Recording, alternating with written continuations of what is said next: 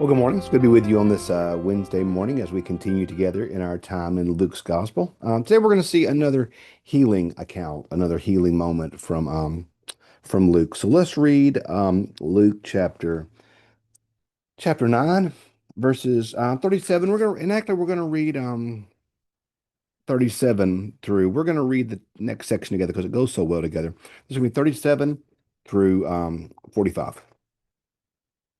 Well, the next day, when they had come down from the mountain, a great crowd met him. Just then, a man from the crowd said, "Teacher, I beg you to look at my son. He is my only child." Suddenly, a spirit seizes him, and at once he shrieks. It convulses him until he foams at the mouth. It mauls him and will scarcely leave him. I begged your disciples to cast it out, but they could not. Jesus answered, "You faithless and perverse generation, how much longer will I be with you and bear with you? Bring your son here." While he was coming, a demon dashed him to the ground and took in convulsions. But Jesus rebuked the unclean spirit, healed the boy, and gave him back to his father. And all were astounded at the greatness of God. While everyone was amazed at all that he was doing, he said to the disciples, "Let these words sink into your ears. The Son of Man is going to be betrayed into human hands." But they did not understand this saying. Its meaning was concealed from them, so they could not perceive it. And they were afraid to ask him about this saying. Um,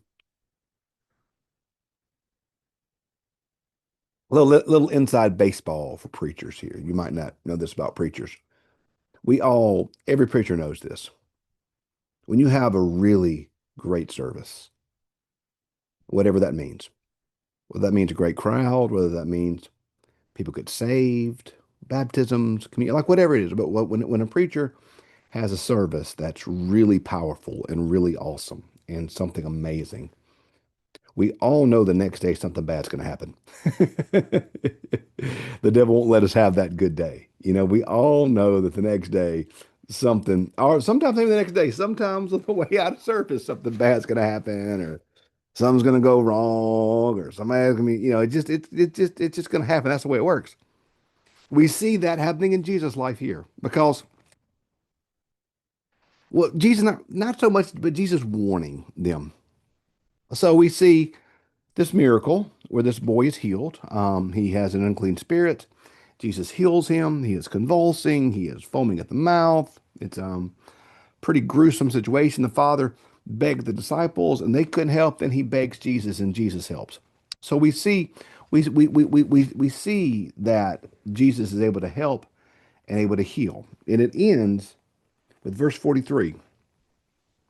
And all were astounded at the greatness of God. Wow! Look what's happened. Look what God has done. Look how God has shown his power, shown his might. Look what has happened because of the greatness of God. It's an amazing scene, a powerful scene. Look what's happened. And then Jesus basically says, "Hey guys, all these folk talking well about us right now, all these folk who are praising God because of what they've seen in my ministry, all these folk who are doing this, um, Jesus says this, verse 44, let these words sink into your ears. The Son of Man is going to be betrayed into human hands." In other words, Jesus is saying, all that you're seeing right now, all of this, all of this praise, all this glory, all that you're seeing right now, all of this, they're going to turn on me. I will be betrayed into human hands and I will be crucified. He doesn't say it there, but he said it before and he'll say it in the coming days. This is not always going to be like this. Verse 45, they did not understand the saying. Its meaning was concealed from them, so they could not perceive it, and they were afraid to ask him about this saying. So they also didn't get it. They didn't get it. So Jesus performs a miracle. This young boy is healed, and everyone there gives praise to God for his glory. And Jesus says, friends, it won't always be like that. When you're younger and you realize things end, and you realize things aren't always as great as they are in that moment, it makes you sad. Golly, can it always be like this? Can it always be perfect? You want it to always be like that. And as you get older, you realize it isn't always like that. Is that something good happens, then, things will change. You will be betrayed into human hands, like Jesus says. The psalmist says, teach us to number our days. That's an important concept, I think, to number your days, to not take it for granted, to not take it for granted,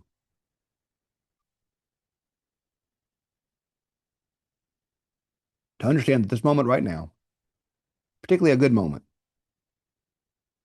is a moment to be savored, to be enjoyed, and to be lived into the fullest, to live fully. Think about the great wisdom from the great theologian Yoda when he's fussing at Luke and he says, always with your mind on the horizon, never on what is in front of you. Sometimes don't. Sometimes we spend so much time looking ahead. And when this magic thing happens, life will be perfect. Whenever I get married, whenever we have kids, whenever we get that great job, when we get that promotion, when we buy that house, when we sell the house, when the kids are in school, when the kids graduate, when the kids go to college, when the kids get married, when the kids have grandkids, you know, we're always pushing it down the road, aren't we? We're always pushing it. And when that thing happens, whatever that thing is, when that thing happens, then we'll be happy. We'll be happy then. We'll be happy when that thing happens, whatever that thing is.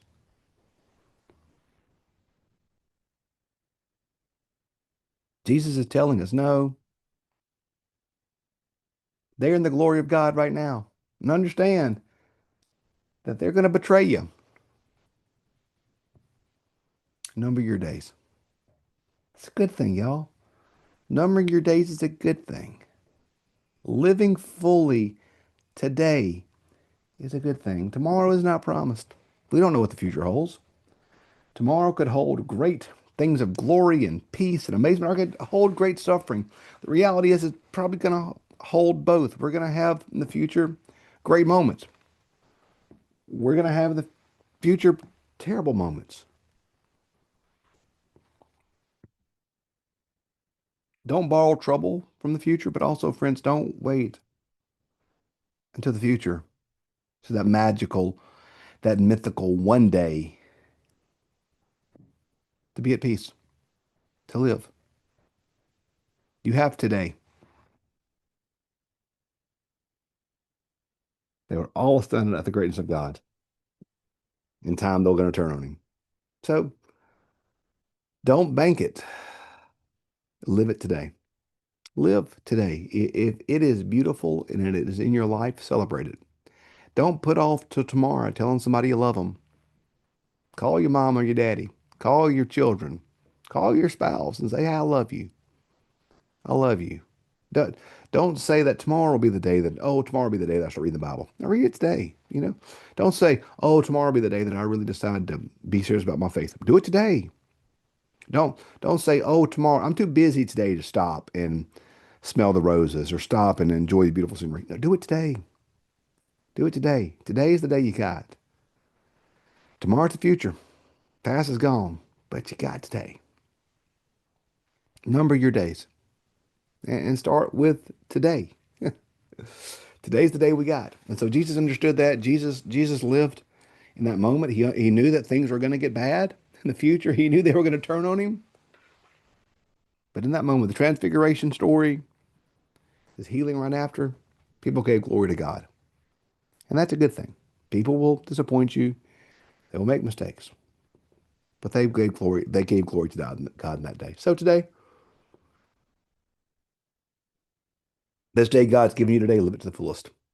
Live it to the fullest. Squeeze every drop of life you can get from this day. Number your days. Make this a day worth living and make it a day of goodness and of joy. So, hey, thanks for being with us. Tomorrow we're going to pick up with more of Jesus' teaching in Luke's gospel. Have a great day.